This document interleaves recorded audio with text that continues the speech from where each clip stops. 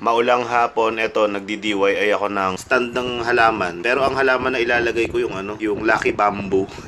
Lucky! Syempre yung materials ko kung ano lang yung meron kami dito, ang gagamitin ko. Ang ginamit ko pala ito, tanso. Kasi ito nga yung hindi kinakalawang kahit ilubog mo to sa tubig, hindi kinakalawang. Binalatan ko na lang, mahaba yan. Ayan o.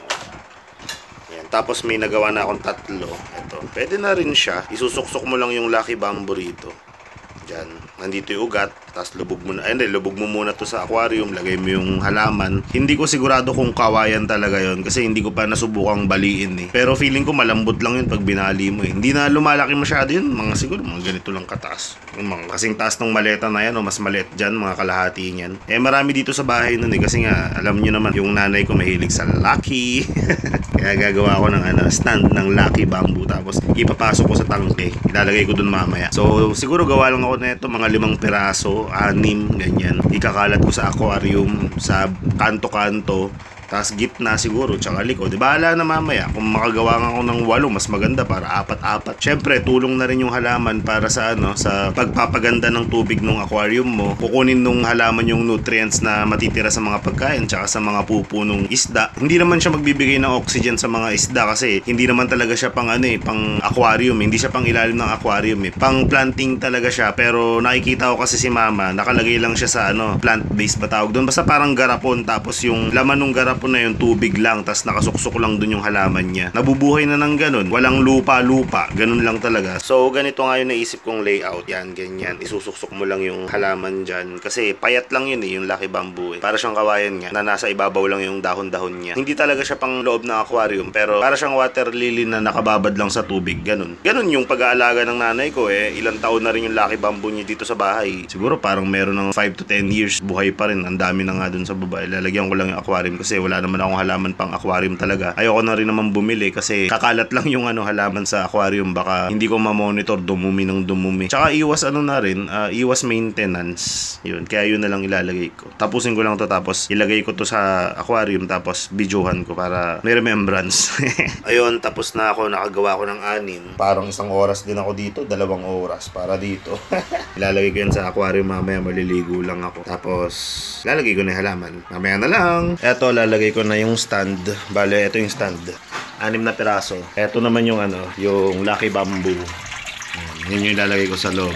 Pupwesto ko lang saglit. Ayan, nailagay ko na. Ganda rin, 'di ba? Effective naman yung pagkakatayo niya. Lucky Bamboo ni mama. Ito rin yung sinasabi ko na napakasarap eh. Yung may ganito ka. Bang! Tapos nakaharap ka sa aquarium. Kaya lang ayaw pa nila lumabas eh. Siyempre, pag may ganito ka, tagay ka muna. Tapos dapat talaga dyan, binabad mo na yung tokwa dito sa toyo na may suka. Subo ka. Habulan mo kagad ng sili. Kagat ka konti. Sarap. Pumuputok. Sabog na sabog. Parang 1 buwan na rin akong kumakain ng toko eh. Mula nung natutunan ko siya ulit kainin. Kasi way back 15 years ago, tinigil ko talagang kumain ng mga pagkaing may salitang beans. Kasi nga mayroon akong rayuma, may gout ako. So lahat ng may salitang beans na pagkain hindi ako kumain. Kasi nga syempre, tamang hinala ka na nun eh. Ayaw mong hindi makalakad kinabukasan kasi syempre may trabaho ka. Teka lang, tagay muna tayo ulit. Tusok ulit syempre.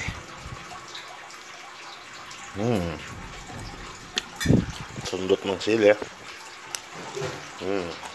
4 na kagatan lang to, pwede na. Ayun no, lumabas na sila. Sabi nila, ano kaya yung nilagay ni boss? Parang tanga.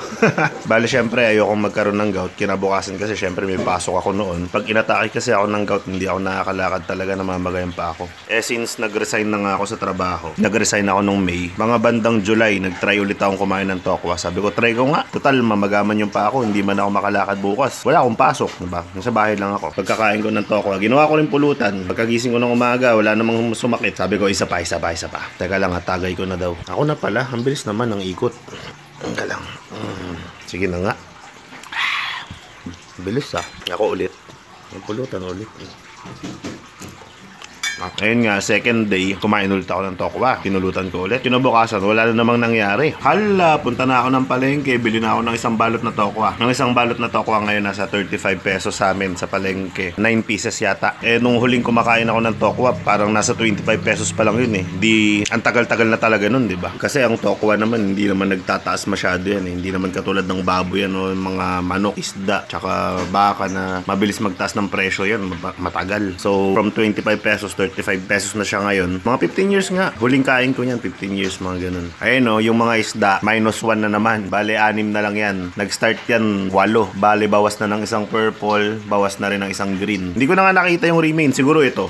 Feeling ko yan yun Lumulutang na yan. Feeling ko yan yung isang glow tetra Ito ang daming spaghetti Birthday pala ng pamangkin ko ngayon. Siguro naparami yung bili nila. Tapos dinala na lang dito lahat nung natira. Kasi dalawa lang silang mag-asawa ron sa bahay. Ibig sabihin, yung lolo't lola nung pamangkin ko kasi yung mga magulang na nasa ibang bansa Maganda pa rin naman yung tubig. In fairness, hindi na siya nagkakaroon ng mga maliliit na bubbles. Sana makatulong din yung plants. Makuha nung plants yung mga nutrients na natitira dyan. Mga jebs ng crayfish, jebs ng isda, tsaka yung mga tira-tirang pagkain.